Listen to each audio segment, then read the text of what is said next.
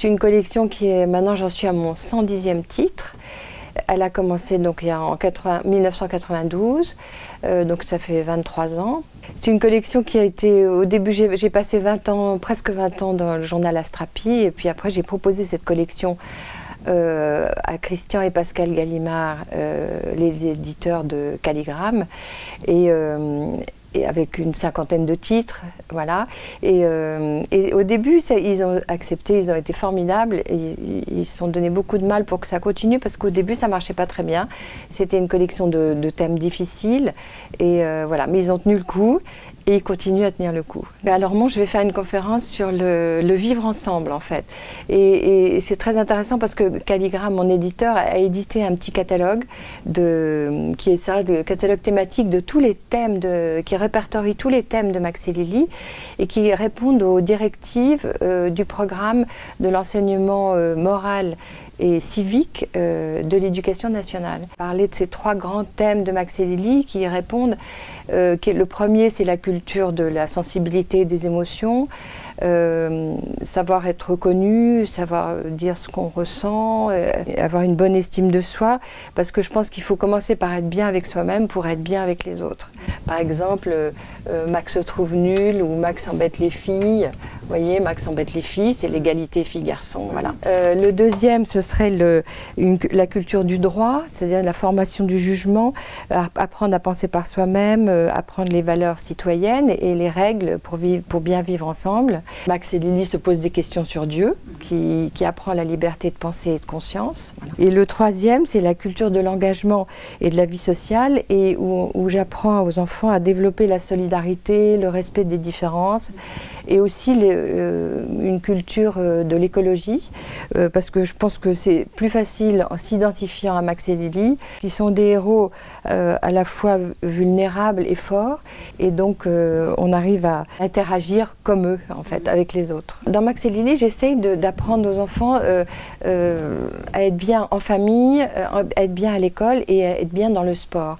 Donc même dans les 3 thèmes que j'ai fait là, par exemple le premier sur les émotions et la confiance, ça c'est Max décide de faire des efforts, vous voyez, il se sert de l'expérience de la planche à voile. Le deuxième, c'est apprendre les règles et aussi savoir gérer ses émotions. Et le troisième, par exemple, dans la 3e catégorie, c'est la vie en groupe, la vie sociale, la vie en groupe, l'exclusion, le fait d'être intégré dans un groupe, une équipe de foot. Ce qu'on apprend dans le sport, c'est à se surpasser. Et là, j'essaye d'utiliser les techniques du sport pour se surpasser à des fins scolaires. Voilà, c'est un peu un piège, mais en même temps, c'est la vie. Oui, j'ai des retours des enfants dans les salons du livre ou sur ma page Facebook. Sur la liberté de penser, ils me disent que ça me frappe beaucoup, ça. Avant, ils pensaient comme leur sœur, maintenant, ils pensent à leur façon. Donc voilà, ça leur donne une autonomie de pensée et puis que ça leur parle de la vraie vie, des choses dont on n'ose pas souvent leur parler, comme de quelque chose de grave.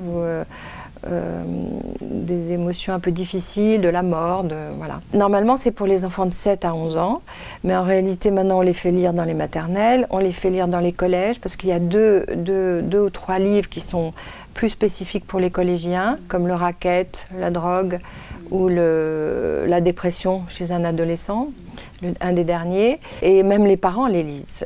Ils les lisent dans les librairies, dans les supermarchés, un peu en cachette.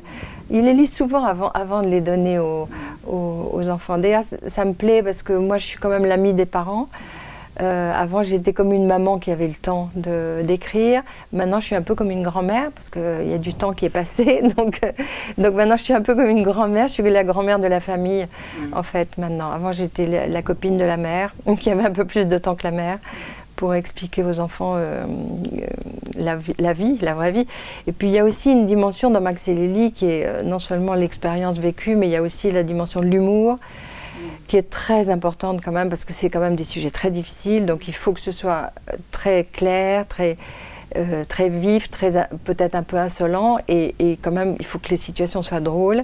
Et pour ça, j'ai la chance d'avoir Serge Bloch qui dessine mes scénarios et qui apporte toujours une grande pudeur et une grande intensité à la situation. On ne travaille pas ensemble en fait parce que on habite loin l'un de l'autre et donc on s'envoie par mail. Mais moi, mon scénario décrit chaque image, mais aussi l'heure du jour, l'expression des visages, les comportements du corps. Et évidemment les bulles, et donc c'est moi, et je donne la taille de l'image aussi, donc je fais le découpage et donc je lui envoie tout, mais il aime que je le sois très précise parce que comme ça lui permet de dessiner plus vite et d'être plus naturel. De garder un trait libre. Exactement, d'avoir un trait libre et rapide, et puis il me fait confiance en général il retouche pas ce que je lui demande, et moi je sais ce qu'il va dessiner, donc je dessine pour lui aussi, j'écris pour lui évidemment.